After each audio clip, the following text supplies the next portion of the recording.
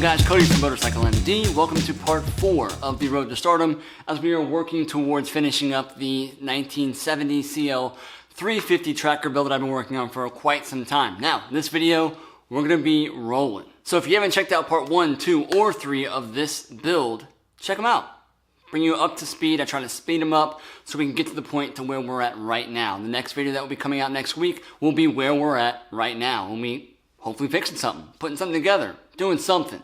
Before we dive in, I will say that if you guys are interested in checking out the in-depth videos of these, not fast-forwarded, obviously, we tear down this motor all the way, measure everything, and put it all back together. If you're interested in looking at that, it's inside of the Inner Circle membership. Check it out. Details below in the description as far as a link to get to where you need to go to check that out. Tons of videos in there for you guys, as well as carburetor videos, all different types of stuff. I hope you enjoy that content if you're already in there. Other than that, not much more to say. I hope you guys enjoy this video. I'll see you at the end. Later. First video shoot in the garage. A little chilly. Putting the head back together. We're reinstalling the 2 new exhaust valves that I got. Based off of the condition of the faces. I could probably run these all day, to be honest with you. But there was some... I think I probably showed this in another video. There was some pitting. I don't know if you guys can see that little pit. It's right there. Which, pretty much like a hole. I actually wanted it to turn into a hot spot, burn the valve up. I don't know. I don't like it. But anyways, I got new ones. New exhaust valves, so I can start fresh on those. The intakes are good. I did not replace the intakes. Being impatient, I probably would have replaced the valve guides with some new brass ones. Do all that mess, but I'm not going to. I'm just going to run these, put them right back in, and see the differences in these 2 tips. See how this one's much flatter than that one. Tip's a little worn down. But it's okay. It's okay. I'm gonna roll with it. I'm gonna roll with it. My other thing that I was worried about is when you ground down the exhaust end, you know, obviously you're grinding something and it will kind of tend to curl into holes. You gotta kind of take a file and file that out real quick so it's not a burr or a sharp edge on that guide. And I don't know if you went back in and checked that. This is my brand new exhaust valve. Yeah, okay.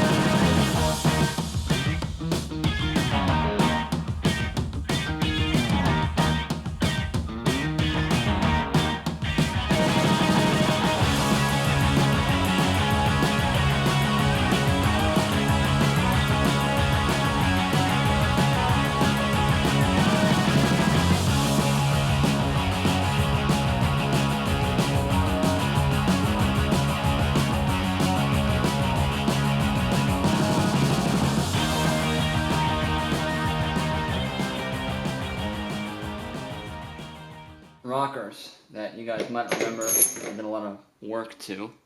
Put a knife edge on them, cut down a lot of the meat, because they were all different weights. Okay, you'll notice that these 3 are different. These 3 are all done.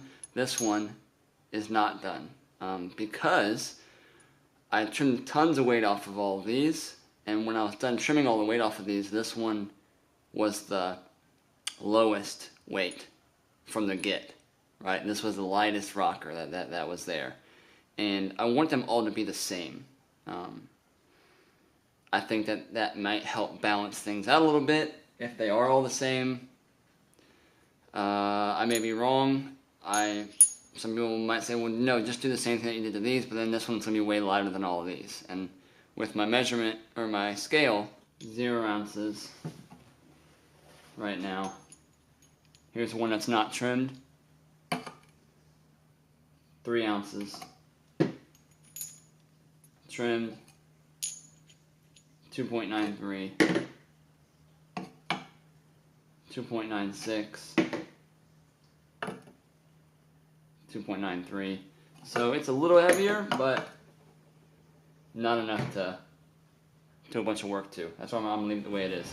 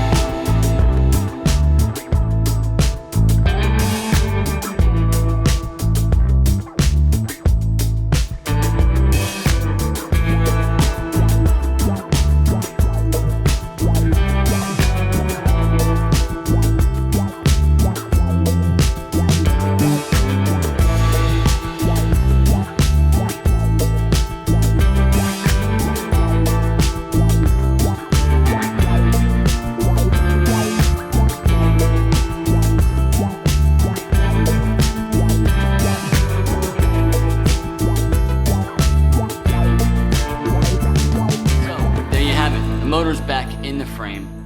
Swing arm is on. I actually progressed a lot more forward that I might not have on film. It got to a point where I had so much content, I just wanted to work on something without recording it. It rarely happens other than when I'm at work. So the tires are on, the suspension's on, some other small things are on. I think the carbs are on and harnesses ran. We'll go more into that next video as far as to where it's at right now in its present condition. I have not touched it, worked on it since we started this series. I'm excited to dive in and get some fresh content on what I need to do next. I don't even know what I'm going to do next, so we'll figure that out next week, and I can't wait to show you guys that. For any of you guys who are interested in the details of the video, the camshaft, as far as the end play, was totally solved. I put stock shims in there when I installed the races, and the clearance is actually a little bit on the tighter end of that spec, and it was perfect. Got really happy about that. I did run into an issue with the cam gear, that middle gear that the chain runs on. Because of that style of chain, the rubber compound that's around that sprocket in the middle of the camshaft, that was actually hindering the chain from completely setting on the cam, and I had to be very meticulous about how I wanted to shave down some of that cushion, that rubber cushion that you see on the both sides of that cam gear, so that chain could sit a little bit deeper onto the gear. That's just what I wanted, and I was able to achieve that with a little bit of a Dremel and patience, just slowly, evenly taking off material. Kind of a pain, but it worked out. But yeah, so the motor is timed, it's in spec, it's never been ran, of course, and we got a lot more to go. So I'm excited about these next future videos coming up, because that means I gotta start recording and giving you guys some cool stuff to look at. So I hope you guys enjoyed the video. Like, share, subscribe, leave a comment, let me know what you think. I really appreciate you guys just checking out this video. If you haven't already, join the mailing list. Link in the description. Anything that I talked about, bought, shout out to whoever helped me as far as companies go with certain things will all be in the description below. And again, if you guys want to see more of this content, it's over inside of the inner circle. This is just a time lapse, and I kind of skipped a lot of different things that I did as far as making sure everything was clean and right and specced out. All of that's inside of there. But yeah, that's it. Nothing else to say. So as always, Cody from MotorcycleMD, bringing you guys some quality tips and tricks for my build and your daily rider. I'll see you guys next time. Later.